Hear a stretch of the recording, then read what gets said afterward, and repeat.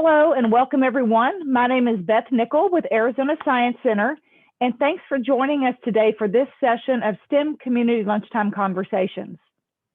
As I'm sure you all know, STEM is all around us and so much fun to capture, whether it's through photographing fauna, animals, or the night sky, paintings that share the journey of STEM or the fine detail of nature, and also in teaching STEM and the intersection of the arts. During this session, our presenters will share their love of STEM and how they are capturing it in their own unique ways. Our presenters for today include Janice McGregor, ASU Gamage teaching artist, and with Janice McGregor LLC, Jose Martinez Fonesca, PhD student with NAU School of Forestry, and Casey Fankhauser, resident scientist and art lover with SciTech Institute. Thank you all for joining us today to speak with this group. So these conversations were brought about in order to meet the needs of the community with the following goals in mind. And we thank you again for participating in this important discussion. So our first guest this afternoon is Janice McGregor, ASU Gamage teaching artist, and with Janice McGregor LLC. I'm really excited to hear what Janice is going to share with us. So Janice, I'm going to turn it over to you now. Thank you, Beth. Can you hear me okay? Okay, great. Thank you to all of you. Thank you to SciTech for inviting me here to join this panel. What a great topic for today. And I'm excited to share a little bit about what I do. So as you've already heard, my name is Janice McGregor, and the title's a little long, but I'll explain what this is. ASU Gamage teaching artist means that I completed a program that was begun in partnership with ASU Gamage and the Kennedy Center. And the goal was to take teaching artists like myself and train us in the arts integration method. Next slide, please. But what does that mean? You guys need a definition. Well, arts integration means an approach to teaching in which students construct and demonstrate understanding through an art form. So students engage in a creative process which connects an art form and another subject area and meets evolving objectives in both. So that's the official Kennedy Center definition, but what does it really mean? Next slide, please. That means that when I go into a classroom setting, I try to go beyond the basics of just a fun arts and crafts project. Now, don't get me wrong, we love arts and crafts, and it is fun, and it's a great place to start. So absolutely, we're gonna make something, but the process is going to, what I like to call, connect the dots between art curriculum and some other subject curriculum. So that is where you can bring STEM, right? It could be any curriculum. It could connect social studies, but it could connect math. It could connect science or biology or chemistry.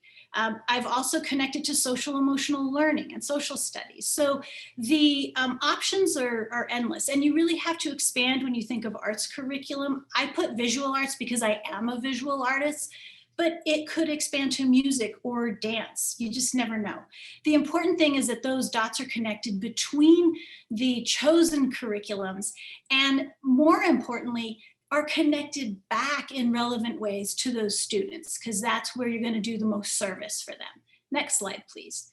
So how does this happen? Well, basically, I'm a freelance teaching artist. So, you temporarily adopt me as your classroom artist in residence. And I'll come hang out. I'll visit for a predetermined length of time and teach a predetermined arts integrated lesson.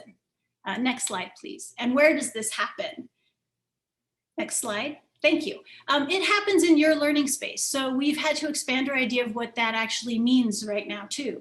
So it could be perhaps a traditional classroom in the fall if we get back to in-person, but it could also be a workshop, like an after-school workshop.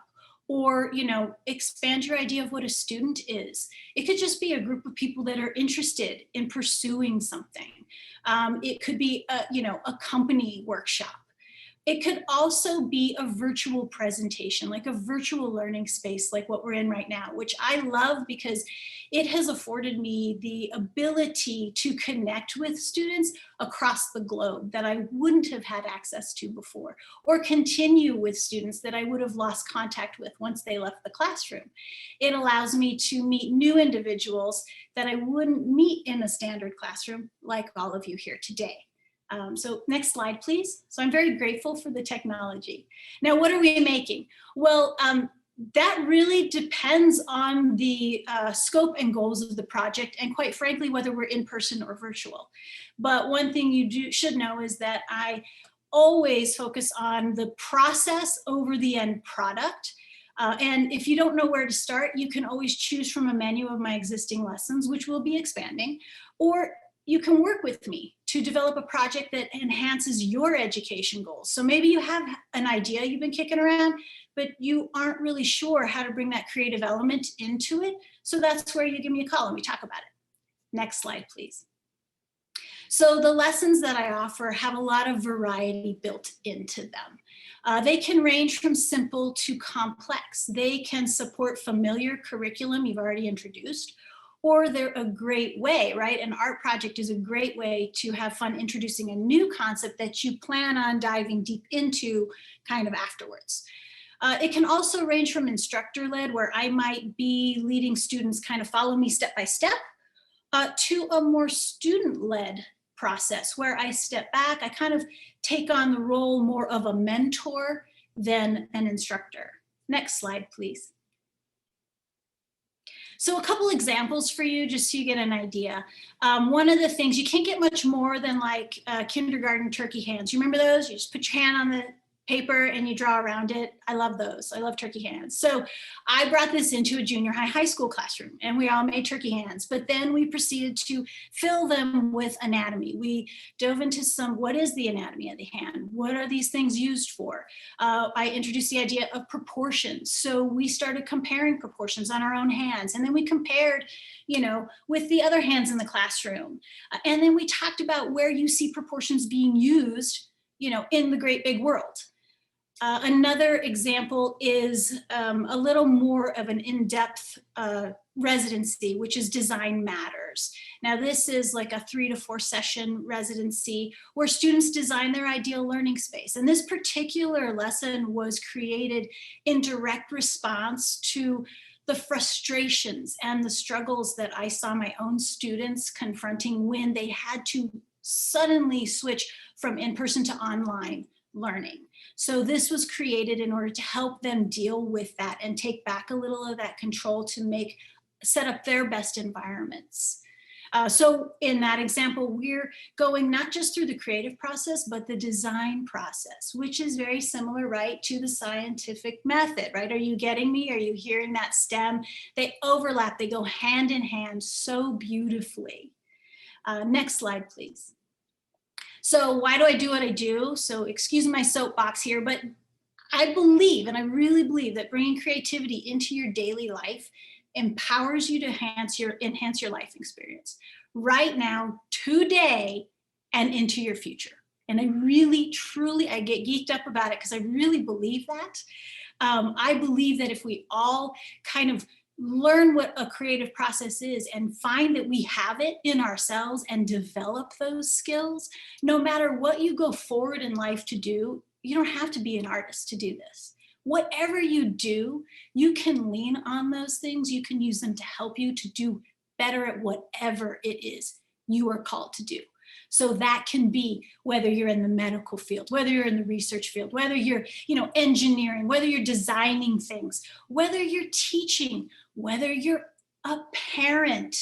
I mean, expand those ideas. You don't think parents need to be creative? By all means. Heck, I bet we could even make a better barista by being creative. So, I'll get off the soapbox now. Last slide.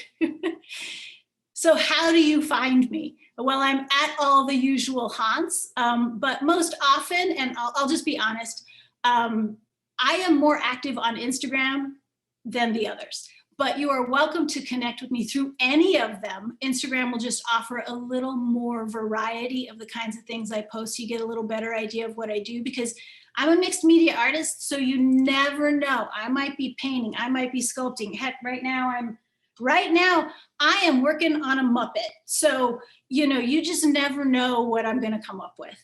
But I do look forward to connecting with all of you and hearing about what ideas you want to get creative with. And with that, I'll say thank you and turn it back to you.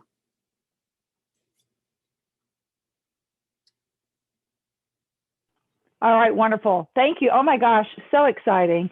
Having resident teachers come in and work with students is fantastic, and integrating those arts along with those typical subjects, whether it's science or social studies or math, is fantastic. That's super exciting. Thank you. Beth. It's a lot of fun. It really is. Yeah. All right, so next up, very happy to welcome Jose Martinez Fonseca, who is PhD student with NAU School of Forestry. It'd be nice if I could speak today. So Jose, thank you very much for joining us, and I'll turn it over to you now.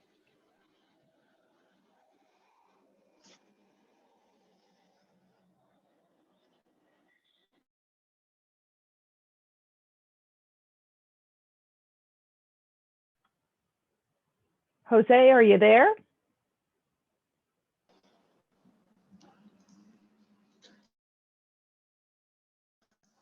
Yes, sorry, my internet. Hello? Yes. Are you there? Yes. Can you hear us? Uh-oh. Beth, maybe just for a minute, why don't we turn some of our cameras off, and then we'll see if that will help with bandwidth. Jose, yeah, there you go. We'll see if this helps. Yeah, sorry, this is, yeah. Hello there. I hope you're hearing. Right now I'm in Arizona, and I have been doing fieldwork for the last week, so this is the best internet I could find. Thank you again for inviting me. Can you confirm how you listen to me? Can you? Yes, we can hear you, Jose. You sound great. Okay, well, okay, thank you. I've been very lucky in my life to spend time in beautiful places with equally beautiful and diverse flora, fauna, and topography. So this presentation is mostly a small collection of to show some of my study subjects and my photography. Next slide, please.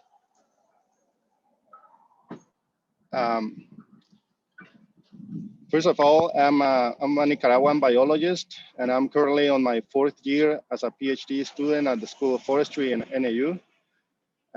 Next slide. I grew up in the Pacific coast of Nicaragua, and since I was very young, I wanted to catch animals and learn more about nature and science. Eventually, I realized that most of the animals we had around were not very well known. So when I got my first camera at 12 years old, that really put me in a pursuit to document nature and experiences from my little trips to the wild. And so I started studying environmental quality engineering, but because of love for photography, I decided to switch to biology, where I could easily work with the subjects that interested me the most, were animals, all kind of animals. And for the last 10 years, I have been working mostly with bats.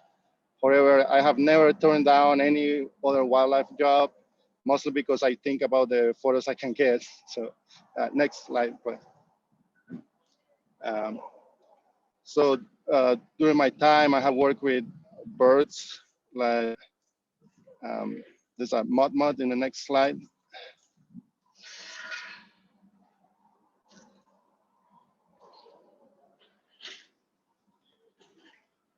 Hello. We can hear you, Jose. You sound great. Yeah, can you go to the next slide? Oh, do you see the one, you want me to go past this one again? I was on the bird one, and then there's this one. Do you want me to go again?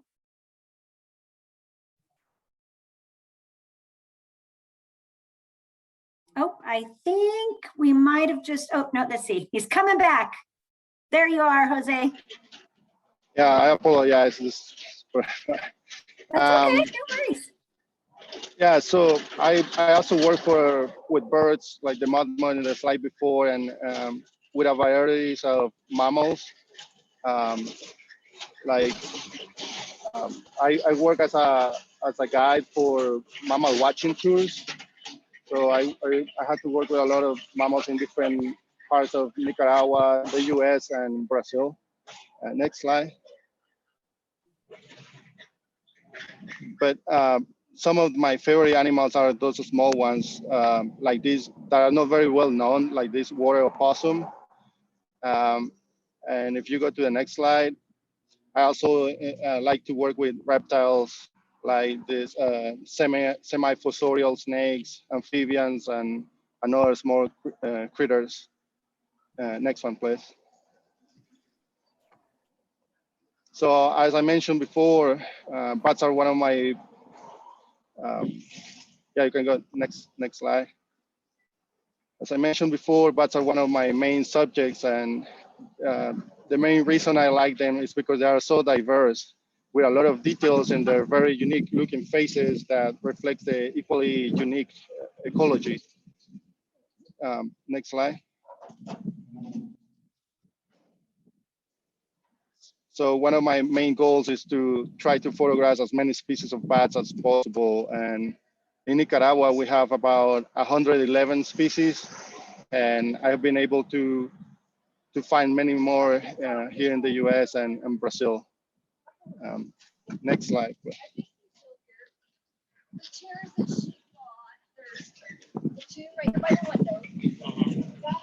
When I moved to the US, there was a new challenge, and that was winter. So I tried to do as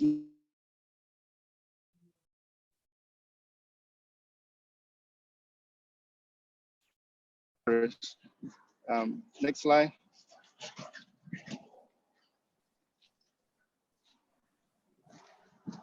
And Jose, you're breaking up just a little bit. We'll give you a second to come back fully so you can talk about this beautiful picture. There you are. Go ahead.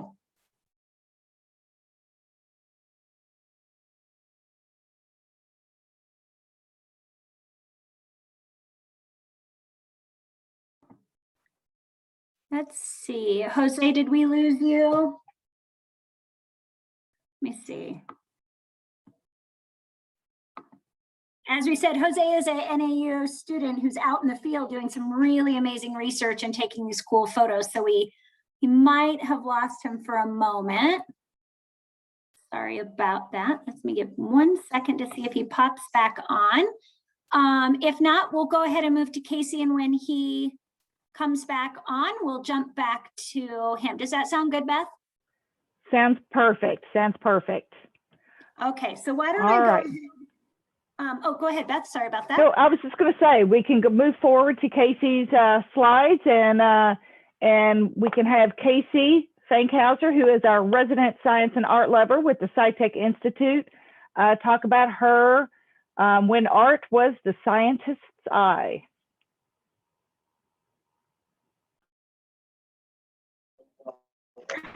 Hi, everyone. Can you all hear me? Yes, you're kind of patchy too, but we can hear you, Casey. Okay, yeah, I'm not going to turn my camera on because I am also in the field. So I wanted to talk to you guys a little bit about really what I think of as the origin of STEAM. So I'm a biologist, and I am very fortunate that when I'm out in the field, I have a camera that is built into my phone that I can take pictures of all the cool things that I see out there. And a lot of times I can take pictures and then use those pictures to identify little insects or plants later. But, you know, 500 years ago, they obviously did not have cameras. And so most of the most well-known and most prolific naturalists were also artists. And so I was looking for some resources on this, and I found this great article about this exhibit that they had at the Natural History Museum, and I'll actually drop the link in the chat so you can see where these images are coming from.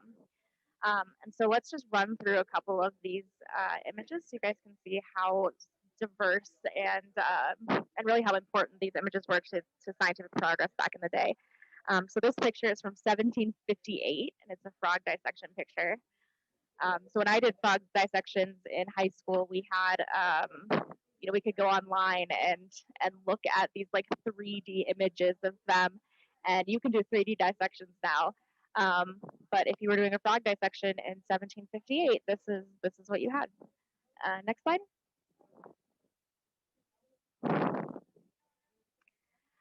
So here is an egg collection, and this is from the late 1700s or early 1800s.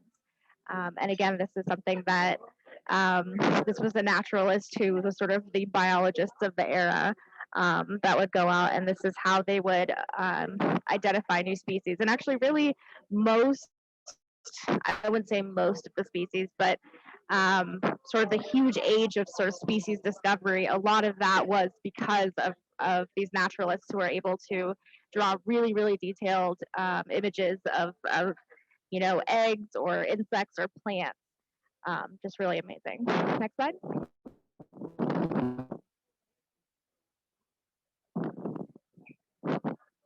And so this is a picture of a flying fish, which is something I have never seen a photo of, let alone an illustration of. So that's pretty amazing. Next slide.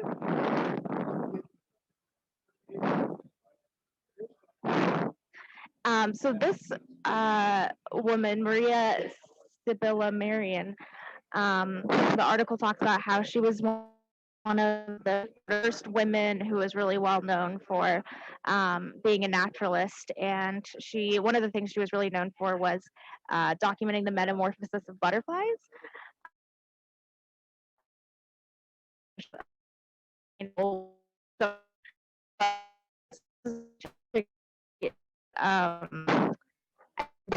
This takes into account, I don't remember much about art class, but I do remember, everyone doing the art project where there's the bowl of fruit. I'm sure lots of you have, if you took an art class, there's like everyone draws the bowl of fruit.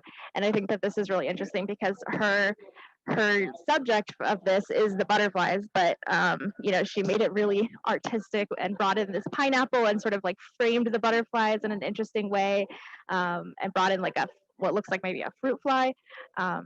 So yeah, there's definitely this like artistic flair, even though the purpose of this is sort of a scientific illustration. Next. So here's another illustration. This is from the mid 1800s. Some hippos in Egypt, which is amazing. Next slide. The Tasmanian tiger, and this is, I think, another thing that's really interesting about scientific illustration is that we have a lot of animals that are extinct now, and these animals like would not be known to science if it weren't for these illustrations. And so, I mean, obviously there were physical descriptions of things like the Tasmanian tiger, the dodo bird, but the fact that we had these naturalists out there to actually sort of bring these animals to life. Otherwise, we would never be able to see what they actually look like. So it's this really cool, like, historical record as well. Next slide.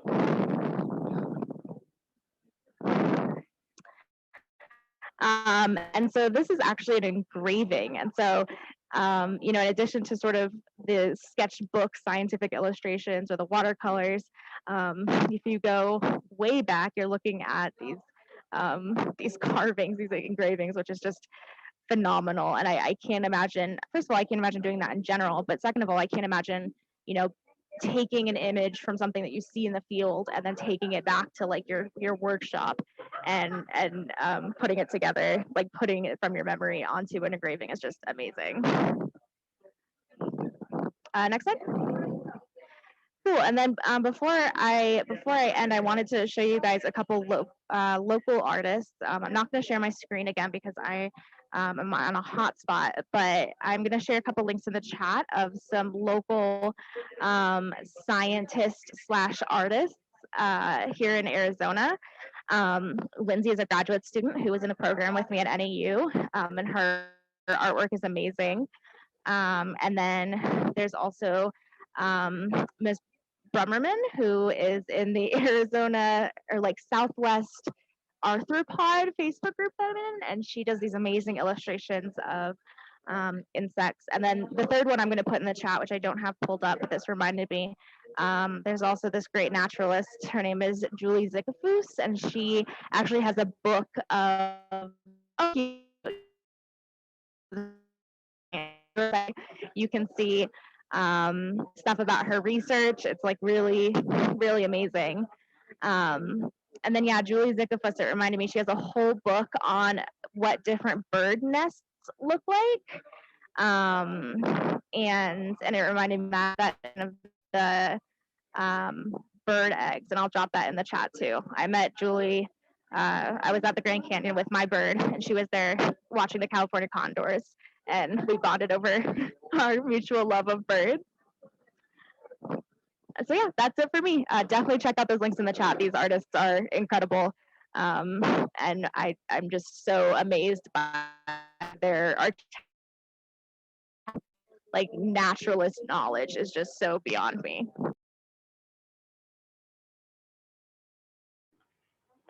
Yeah, it is absolutely amazing. And like you said, Casey, if it weren't for the artistic endeavors of these early scientists and naturalists, there would be a lot of species that are unknown to us. So it's amazing, absolutely amazing. Thanks for sharing that with us. And I'd like to thank all of our, well, let's see here. Did we ever get Jose back? I don't think so. I don't think so which either. is unfortunate. I could pull up his last slides just so we can see his beautiful photography. So let me do that really quick. And I'll put the link to his Instagram in the chat too, so everyone can follow him, because his work is just amazing. Wonderful. Yeah, the fact that he can do things on land and also astrophotography. Yeah, that's pretty amazing. So here you can see, yeah, like she said, his astrophotography. So here's a few, like, just absolutely gorgeous. I would like to know what kind of camera he has for that. If he were on, I would have all sorts of questions about that, but absolutely just gorgeous. And then here's some nebulas as well. So Beth, I believe that you all did a really fun nebula art project at the Science Center. Is that right? I'm sure we probably did. I do not know. I will be honest. I don't know. I know. I'm like, probably. I can How's actually that? tell you about it because I saw a video. Perfect. So they put paint, and then you all have that big giant spinny thing. I don't know. Yep. It's got a scientific name that probably Casey could help me out with, but they put the paint in there, and the way that it moved, it emulated a nebulous. It was really, really cool and a lot of fun for the students. And then they did like a little science lesson on it as well. So I thought that was pretty neat. Sorry to put you on the spot. Oh no, that's okay. That's okay. We do all kinds of, we do so many different things that I can't keep up with it all. But yes, that rings a bell. Thank you very much. You're welcome. All right. I want to thank all of our presenters today. And at this time, if you have any questions, please add them into the chat, and we'll get going with our Q&A.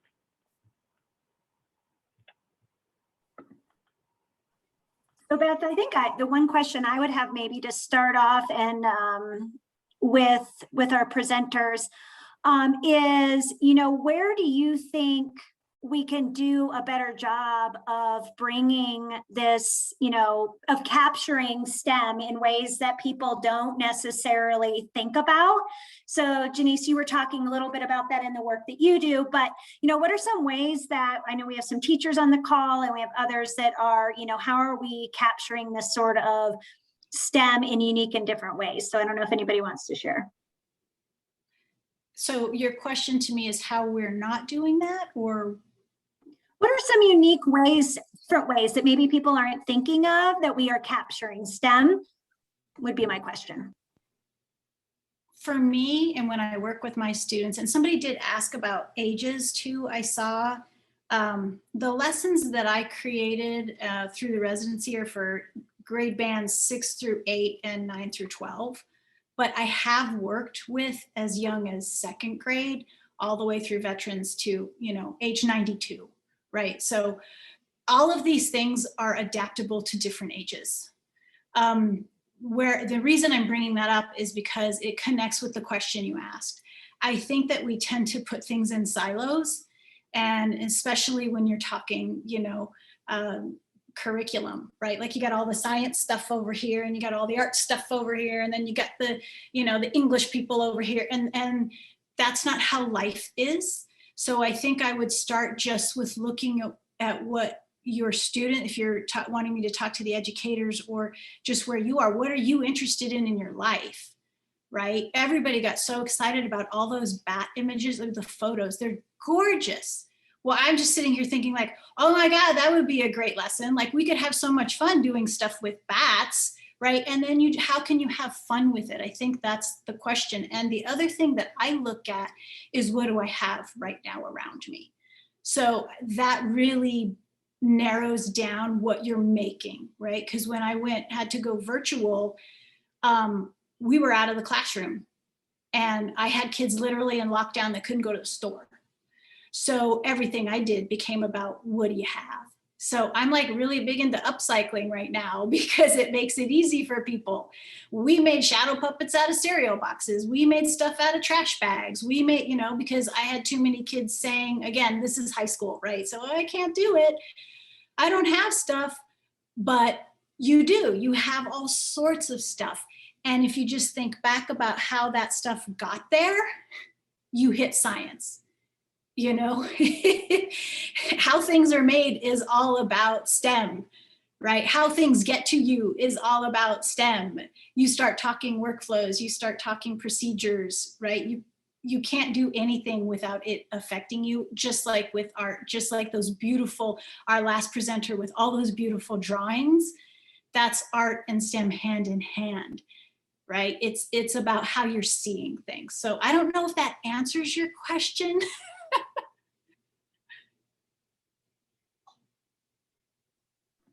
Yeah, thank you. That was fantastic. Oh, Douglas, go ahead. I'm sorry. I just got to ask because I so enjoyed her presentation.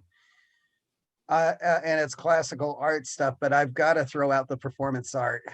There's so many ways where young people could be expressive in dance, and my gosh, you could have atoms and structures and how chemical reactions are, the electron shells sharing, and that's done by a performance, literally combining and making a water molecule. How cool would that be as an aerial imagery of a dance floor with some young people who enjoy dance, and they're learning about the Bohr's model of the atom structure.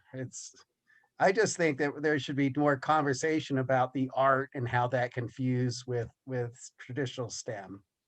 Well, to your point, Douglas, I'm not the only ASU Gamage teaching artist. There's Yay. a roster. They are updating the roster at the end of June. And there have been 3 cohorts that have gone through with 30 to 40 artists each time. So we're going to be nearing close to 100. And they are all different kinds of artists. We've got poets and musicians and dance people. I mean, they're all in there. We've got people dealing with you know, computer stuff. So it's a really nice combination. I'm so proud to be part of the group and be with all of these amazing peers that I have, because you can mix any of that in. And you're absolutely right. There's people doing that kind of stuff right now that are accessible to all of you.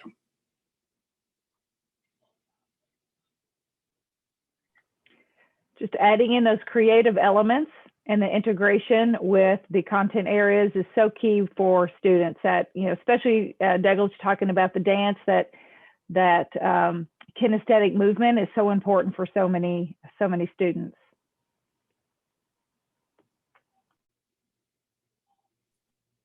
Great. Do we have any other questions? I just have to tell you, Douglas, when I was a 6th grade teacher, I taught science and I did the Addams family. So, you know, with a T instead of a D. And so they are so round, or they're round like a ball.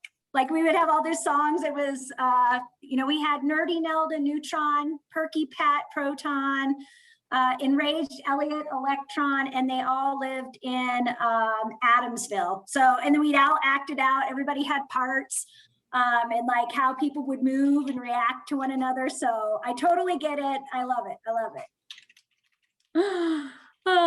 So I think with that, I want to say thank you to Janice and to Casey and to Jose, if he can hear us out there in the field somewhere, for presenting today and showing how important the arts are in STEM and how easily they integrate and how we can capture it in beautiful, amazing ways, and how it's been captured for thousands and thousands of years. And Beth, I love your point that you and Casey both made, is that if people weren't capturing these through the arts, you know, thousands of years ago, we never would have known many of the things that we know today when it comes to, especially, you know, landscapes and plants and animals in the biology world. I think we'd really be missing out. So thank you to all of our presenters today. We really appreciate your time. We're going to go into some breakout rooms with some moderators. We have guided questions that we're going to talk through for about 15 minutes, 10, 15 minutes, and then we'll come back and we'll do a quick share out before we close out for the day. So I'm gonna go ahead and open those breakout rooms and we will get started. Thank you all again. Thank you.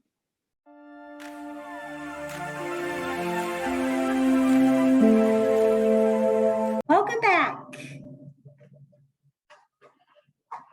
Welcome back, everyone. Hopefully we had some good conversation in the breakout rooms. Awesome. Looks like we're getting everybody back. Let me see. Oh, we've got Fritz's room. They're just chatting it up over there. You know, Michelle, you're probably not surprised, right? No. Oh, they're getting kicked out in 4 seconds anyway, so. Exactly. So. All right, here they all come back.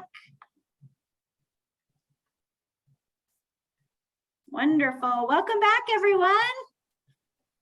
It's great to see you again. Thank you, everyone. Keep posting in the chat all of the great things that are happening. So the upcoming event in Bisbee, that's great, because anything that you drop in the chat, well, anything that makes sense, Fritz and I will aggregate, and anything that was in that spreadsheet that you used to talk, Fritz and I aggregate those each week. We put them in a Word doc and we make sure to send that out to everyone.